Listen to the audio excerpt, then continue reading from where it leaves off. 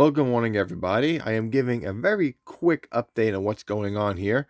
As you can see, here is the foam, and we are raising the layout just a bit so that it's more stable. And I was having issues with the wood and the foam, and I had old road bed, and there were kinks in the track, so I want to redo the track work. And I was like, well, I'm going to redo the track work. I might as well add another layer of foam so that it's more sturdy, more stable, especially with changes of weather in this room. It's an outdoor room. But I've been messing with the track plan a little more. I really didn't want any curves, switches, but I have so much left over. I want to do the track work right and correct. And I'm like, well, I might as well do it right all the way through, right? So here we go. Here is this little portion here.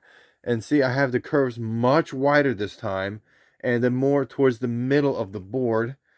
Back there will be an industry. Not sure what just yet, but there will be an industry.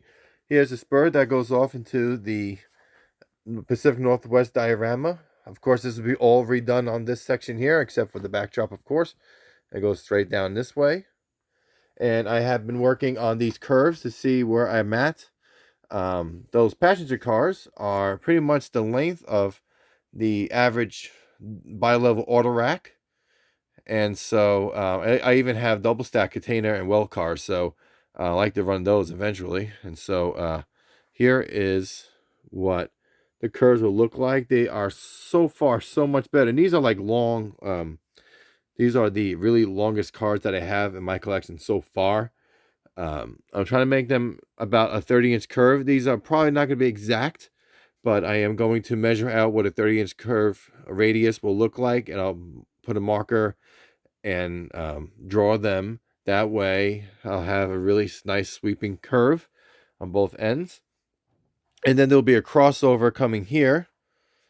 Since I have so many switches left over, and they're all great shape, there'll be a crossover going this way into the yard, which will go into here. Yes, I'm going to have a yard in the foreground, and probably just that one industry, and I'll curve this way, so I have some kind of operations. And I can have trains parked in the yard, probably just a couple of tracks, and an engine facility just represents something yardish. I guess I can say. And with this plan, I actually have a little more space for a station. This building was right up against the edge here. Now I have a lot of space to work with. That's not the station I'm going to use, but it can still have more workspace. And so we'll have a station here, probably parking lot over here, some scenery. Again, this will be winter. It will transform into the springtime in this section here.